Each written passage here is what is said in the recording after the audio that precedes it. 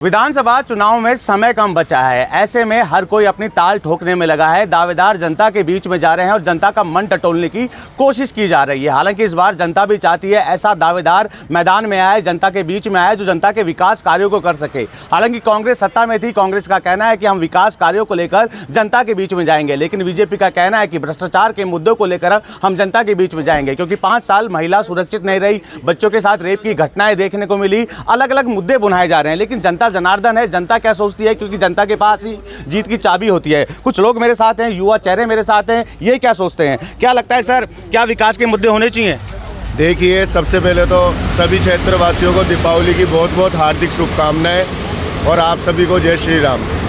हमारे क्षेत्र में जो भी कार्य हैं लगभग पूरे हैं।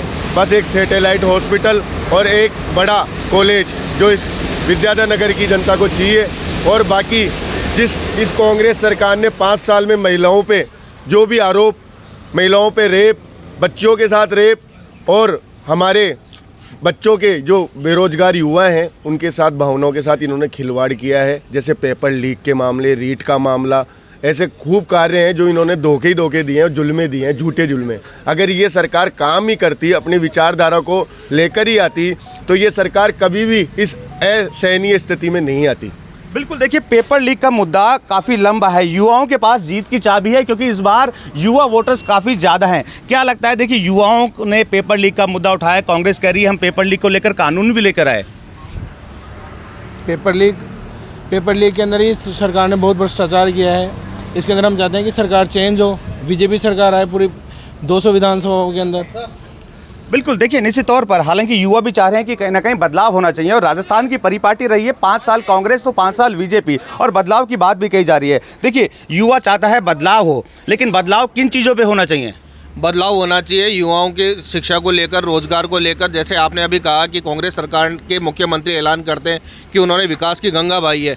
मैं स्पष्ट कर दूं, उन्होंने विकास की नहीं, विनाश की गंगा बहाई है। इन्होंने जिस प्रकार से युवाओं का चीरहरण किया है, युवाओं के साथ में जो अत्याचार किया है, जो पढ़ लिख कर अपने रोजगार के लिए भागते हैं, उनको उन्होंने उनका पूरा जो जीवन है वो अंधकार में धकेल दिया है। दूसरी बात मैं कहूँ अपराध की, तो इस 5 साल के कार्यकाल में अपराध इतना चरम पे गया है कि युवा खुद भ्रमित हो गया है कि मुझे कौन सी लाइन को चूज़ करना है, क्योंकि रोजगार उसको मिल नहीं रहा। शिक्षा ग्रहण करने के बाद में भी वह एकदम खत्म सा महसूस कर रहा है, तो वह पथ भ्रष्ट हो गया है। उसके बाद में फिर बात करते हैं महिला उत्पीड़न की, तो मैं तो आपके इस चैनल के माध्यम से कहना चाहूँगा कि हम हर बार मोमबत्ती लेकर शांति मार्च निकालते हैं कि निर्भया हम शर्मिंदा है, तेरे कातिल जिंदा है, वो सब इसी सरकार में हुए हैं। तो अब वह वोट की चोट देने का समय आ गया है। हमें सबको मिलकर, उस समय हम कहते थे कि इनको फांसी दो, फांसी नहीं, इस सरकार को ही बदल दो, तख्तो ताज को बदल दो, ताकि हम अगले सुनहरे। बिल्कुल, युवा चाहते हैं कहीं ना कहीं सरकार को बदला जाए, और सरकार अगर बदलेगी तो कहीं ना कहीं युवाओं को रोजगार के मौके मिलेंगे। क्या लगता है, बीजेपी आएगी तो रोजगार के मौके मिल पाएंगे?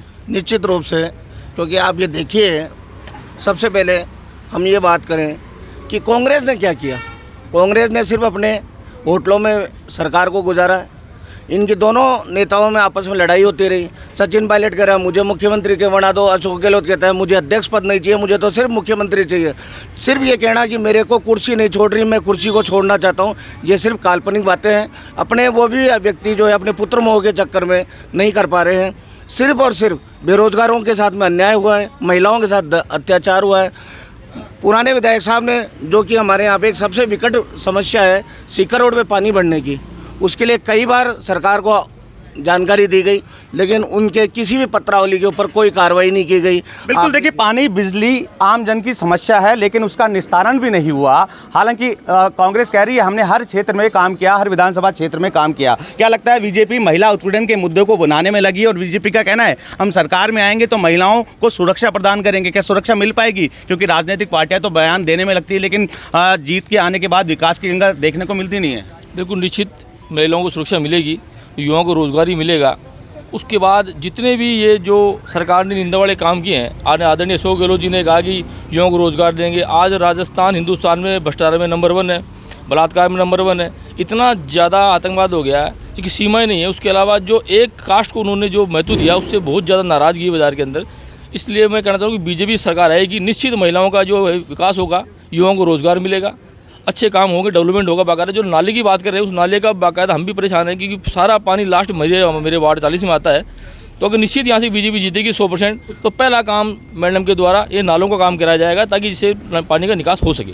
बिल्कुल, देखिए पानी की समस्याएं भी क्षेत्र की समस्याएं, क्योंकि अलग अलग समस्याएं देखने को मिल रही है। आप युवा चेहरे हैं, युवाओं की बात उठाते हुए आए हैं, क्या लगता है बीजेपी कार्यकाल के समय भी कहीं ना कहीं युवाओं ने भर्तियों की मांग उठाई थी, सरकार पर आरोप लगाया था, और इस समय जब मौजूदा कांग्रेस सरकार है यहाँ पर भी युवाओं की बात उठी है, तो क्या लगता है कि युवा इस बार सत्ता परिवर्तन कर पाएंगे? युवा तो बिल्कुल सत्ता परिवर्तन करने के लिए तैयार है, क्योंकि युवाओं पर जितना अत्याचार इस कांग्रेस सरकार में हुआ है किसी पर नहीं हुआ। आज आप विद्याधर नगर की अगर बात करें तो राजवी साहब ने पिछली सरकार के टाइम पुलिया का काम चालू किया था, जो चोमपुलिया पर पुलिया बन रही है उसका काम उन्होंने चालू किया था। अब उसका कांग्रेस सरकार ने पुलिया कंप्लीट भी नहीं हुई, उसका उद्घाटन कर दिया है। हमारे यहाँ समस्या सैटेलाइट हॉस्पिटल सक्रिय वो अलॉट हो चुका, बनना बाकी है। बाकी हम ये चाहते हैं कि आगे के लिए हमारे एक लेकिन इस महिला बार विधानसभा चुनाव में कई राजनीतिक पार्टियां सक्रिय हो गई। आम आदमी पार्टी कहें, आरएलपी के प्रमुख हनुमान बेनीवाल भी अपना दमखम दिखा रहे हैं, ओवैसी भी मैदान में उतर चुके हैं, बीटीपी आ गई है, निर्दलीय मैदान में उतर चुके हैं। जोटवाड़ा विधानसभा क्षेत्र से अगर बात करें, आशु सिंह सूरपुरा बीजेपी से निर्दलीय होकर मैदान में उतर गए हैं। क्या लगता है कि जो 5 साल कांग्रेस 5 साल बीजेपी रहती है, क्या बागी और निर्दलीय जो थर्ड मोर्चा है वो क्या खेल बिगाड़ पाएंगे? बागियों का यहाँ कुछ नहीं बटना, क्योंकि निर्दलीय प्रत्याशी कितने भी आ जाओ, आम आदमी पार्टी का यहाँ कोई जनाधार ही नहीं है। ज़बरदस्ती प्रत्याशी उतार करके खुद का नाम करना है, बाकी कोई लेना देना नहीं है। आप बात करो जोटवाड़ा विधानसभा क्षेत्र की, तो राज्यवर्धन सिंह जी कर्नल साहब को खतरा था तो उन्हें राजपाल जी भाई साहब से था, क्योंकि राजपाल जी पुराने नेता रहे हैं, मंत्री रहे, उनकी पूरे क्षेत्र में पकड़ है। उन्होंने राज्यवर्धन जी को समर्थन दे दिया है। आशु सिंह जी का चुनाव कहीं मंडी नहीं रहा, कोई लेना देना नहीं है, वो फ्री है। चुनाव कांग्रेस वर्सेस बीजेपी है वहाँ, और कर्नल साहब वहाँ आराम से जीत रहे हैं। हाँ बिल्कुल, देखिए युवाओं का साफ तौर पे कहना है कि बागी किसी तरह का खेल बिगाड़ नहीं पाएंगे। विकास की अगर बात करें, कांग्रेस आज में विकास की बात कही जा रही थी, लेकिन विकास धरातल पर देखने को नहीं मिला। अगर बीजेपी आएगी तो निश्चित तौर पर जो पेपर लीक की घटना है उन पर लगाम लग पाएगी और युवाओं को मौका मिल पाएगा। बसंत पांडे, TV9 जयपुर।